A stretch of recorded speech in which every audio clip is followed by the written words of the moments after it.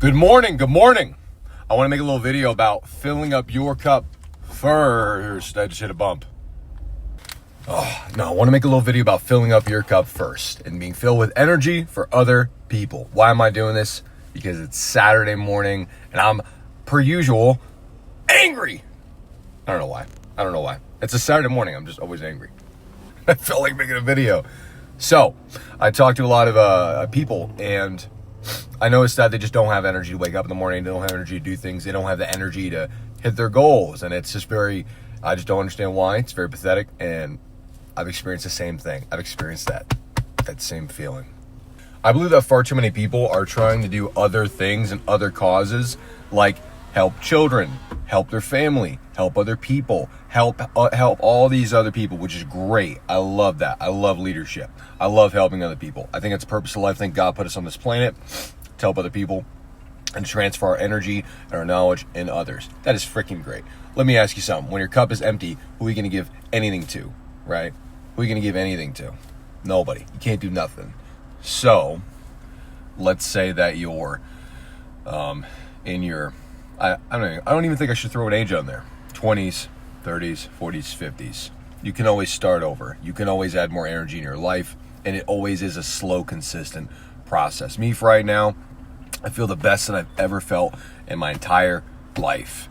Reason being is because I'm prioritizing my health. I have a theory that I really do believe is correct, which is all energy in my longevity is going to come down to exercise and just consistently getting stress and epinephrine. Wow, did he just say that exercise is going to be the thing that's going to lead longevity? No shit, Sherlock. Well, bear with me now, okay? Interval training specifically, so that means I'm doing sprints in the morning and at night. I'm doing them about 2 jogs per day, okay? So like morning and night, I'm running twice a day. I'm doing ice bath, so it's getting me shock in my system. And I'm doing Wim Hof breathing in the morning and the night. And I drink a lot of caffeine, okay? And I feel just like I can go until 9 o'clock at night, because the last little thing that I do that gives me a lot of energy, and this is just something a lot of people struggle with, that's why I'm going on a rant about it, is goal writing. Oh my God. If there's one thing that really changed my life, it's writing my goals down every morning, every night, and throughout the day. Like anytime that I get off of a call or have an event that discourages me, it demoralizes me, writing down my goals, and I'll freehand it. So imagine this: you have a piece of paper in front of you, you have a pen, yeah, and you just write. Don't have any thought behind it. All right, what am I writing? Am I writing my goals? Am I writing my 5-year, bro? Just write. Okay. I'll write my 5-year goals, my 10-year goals. I'll write, what do people talk about me 10 years from now? I'll write random stuff. Hey man, if I was a Viking, how would I act? Hey, if I was Arnold Schwarzenegger, how would I act? If I had the best discipline in the world, what would that look like? And sometimes I'll pick a subject, and that subject may be discipline or focus. How can I be more disciplined? Maybe I'll just take a piece of paper and I'll write questions, right? Just questions. How can I be more disciplined? What would my competition do? What would somebody who is going to do anything to win do? Like, just imagine those questions. Like, if I was willing to give it everything I got, what would I be willing to give? What am I not giving currently? Right? I mean, those are just 5 random questions. Imagine doing that for like 30 minutes. I swear to God, I don't know how to explain it. There's a muscle or something in your brain that is asleep, and you don't know it until you activate it. When you write down your goals consistently like that, it turns on like a flashlight. I can't explain it, like a Christmas tree. And people, it's the saddest thing in the world, I work an office job and they don't know what they're missing out on because they've just been doing the same thing forever, and they've never actually put conscious awareness into their goals or their future. As soon as they do that, they realize how much of a little bitch they're being and how much potential and life force they're fucking wasting, right? That's why people use all this verbiage like, oh my God, I've been woken up and awakened, and oh my God, right? Whatever. Point is, exercise, get some healthy stress. I think that burnout is not a real thing. I don't really think burnout's a real thing. I think burnout is code for 3 things. And this is it. Burnout is code for I don't know what the fuck my goals are at all, and I am not consistently remembering and writing them down or reminding myself of them.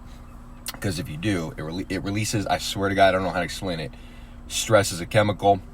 It's good to you in doses. When you write down your goals and remember what you're doing, it releases a chemical that counteracts the other negative chemicals. And it's like Friedrich Nietzsche's quote, "He who has a strong enough why can handle anyhow." Sounds corny, sounds like something you heard a million times. Isn't it interesting how the most powerful things and powerful quotes are most of the time the most simplest quotes that we've heard since our childhood? Those are things that are going to change your freaking life. So, burnout is code for 1, I don't remember my goals. Number 2, I'm not taking care of myself. You're eating shit. You're eating McDonald's. You are not eating healthy.